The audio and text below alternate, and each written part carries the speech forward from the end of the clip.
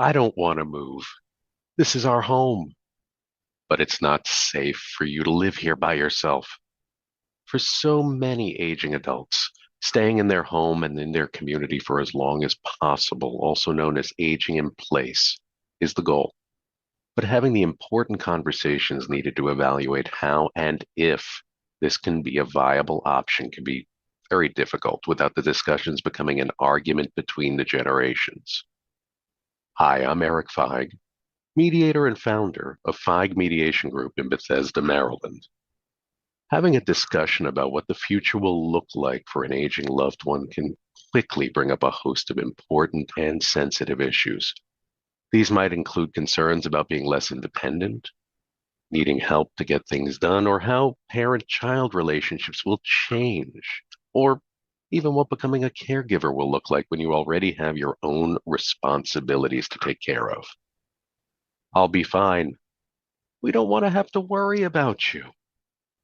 What does all of this mean? It means that the discussion about living arrangements is more than just about living arrangements.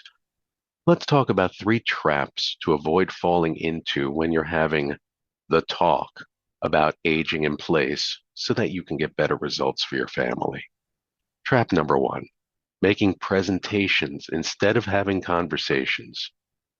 Is it your intention to explain to your kids why you're going to be staying right where you are, and that's all that you want to say about it? Or is it for you to explain to your parents why they need to move and they need to get ready and on board, and that's all you're going to talk about? Are you explaining to them why your answer is the right one before you've had a chance to see if you're trying to answer the same question? So what can you do? Instead of presenting your answers to them, flip the script. Start by talking with each other about what's important to you and to them. Ask each other questions to understand, not just to convince each other. Get the whole picture. Then you can look at what to do with it. Trap number 2, too much explaining, too little respect. When adult children find themselves assuming the role of caregivers for their parents, it can lead to a dynamic where they treat their parents as additional dependent children rather than as respected adults. Being able to engage in ways that maintain dignity and respect is crucial to any sensitive conversation and to being able to hear each other. No one of any age wants to be condescended to or feel like they're being talked down to. It's a recipe for separation. It's a recipe for resentment and anger when finding ways to connect and come together can be so much more constructive. Trap number 3, all or nothing thinking. When you're talking through issues that are personal, it can be easy to fall into all or nothing thinking as a way to convince each other that your side is right and their side is wrong. Saying things like, you always, or you never, or getting stuck explaining all the reasons why you can't do something doesn't leave a lot of room for talking about what might be possible. Every road on that path leads to a no.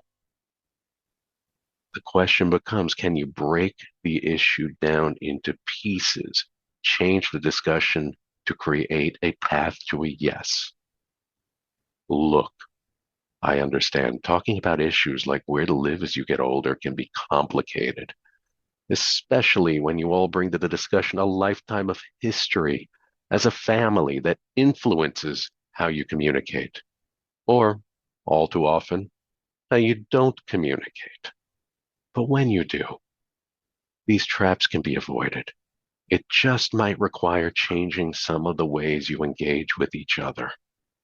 And sometimes that means getting support so that you don't just go through the motions of another round of, well, that's just how we do things in our family. As a mediator, I get to help families when important issues need to be addressed, but they have trouble getting past the sticking points. What I do is, as a mediator, isn't about taking sides. It's about helping you have the conversation you need to have in a way that can work better for everyone. If your family is making decisions about aging in place, I wish you all the best.